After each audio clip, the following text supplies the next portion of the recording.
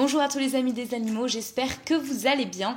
Après plusieurs mois d'essai, je vous présente enfin les différents types de litières avec leurs points forts et leurs points faibles. On ouvre le bal avec la litière la plus répandue, la plus commune, qui n'est autre que la litière minérale non agglomérante. Elle se présente sous la forme de petits cailloux blancs argileux et c'est la litière la moins chère en général qu'on trouve sur le marché. Alors avant toute chose, avant de les tester, j'utilise en général un petit sac plastique que je vais venir placer au fond de mon bac à litière, comme ça pour la nettoyer ce sera beaucoup plus simple, j'aurai qu'à retirer le sac avec la litière dedans, la jeter et passer un petit coup d'eau dans mon bac avec du javel et c'est beaucoup plus simple.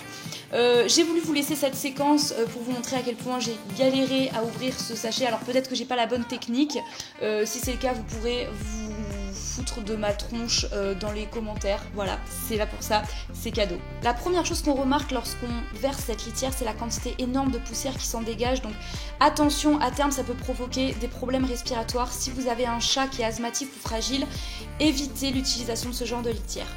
Alors voilà à quoi ça ressemble après une semaine d'utilisation. Ce qui m'a frappé dans un premier temps, c'est que l'urine, au lieu de former une boule d'agglomérat, va désagréger un petit peu les cailloux d'argile, ce qui va donner un aspect un peu terreux, sale.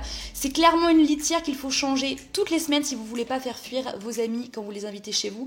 Ceci dit, pour les plus motivés d'entre vous, le gros point fort de cette litière reste son prix. Je vais essayer de rester la plus objective possible avec cette deuxième litière, donc minérale agglomérante, puisque c'est celle que j'utilise au quotidien pour Scarlett. Bien que ça soit nettement moins important que dans la première litière, il y a toujours un petit peu de poussière qui se dégage lorsque vous la versez. C'est vrai que c'est l'aspect négatif des litières minérales.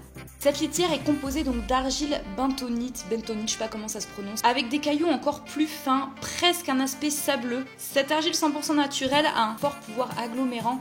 Comme on peut le voir ici, contrairement à la première litière, quand il y a un pipi, ça forme tout simplement un agglomérat, une boule assez solide qui est très facile à retirer et ce qui permet de laisser la litière beaucoup plus propre et beaucoup plus sèche bien plus longtemps. Et ça, je peux vous dire que pour les gens comme moi qui ont horreur de changer régulièrement la litière, c'est un véritable luxe. Alors ce luxe a un prix parce qu'elles sont plus chères que les litières minérales non agglomérantes. Ceci dit, étant donné qu'elles ont un pouvoir plus absorbant, vous avez à les changer moins régulièrement, donc elles sont plus économes. On continue avec la fameuse et l'unique litière végétale. Alors là, il s'agit d'une litière en copeaux de bois, mais vous pouvez également en trouver en granules, en paille, en orge, en fibres de cacao, en rafles de maïs, bref, tout plein de matières naturelles.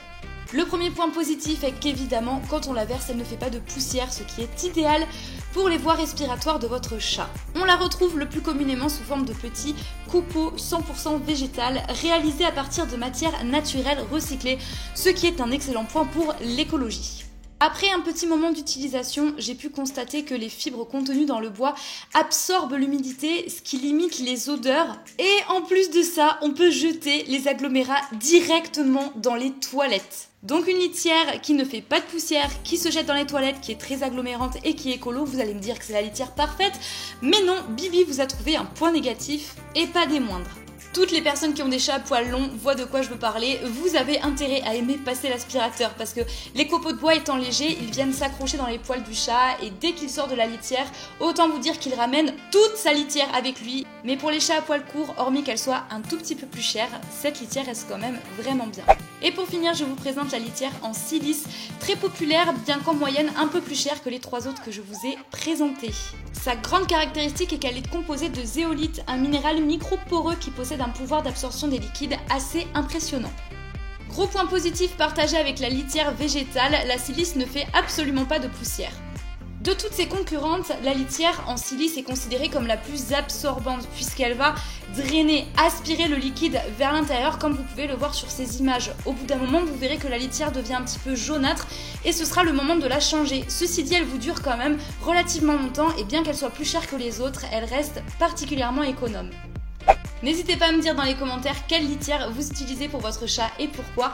Quant à moi, bien écoutez, comme d'habitude, d'ici la prochaine vidéo, je vous souhaite beaucoup de bonheur, prenez soin de vous et prenez soin de vos animaux.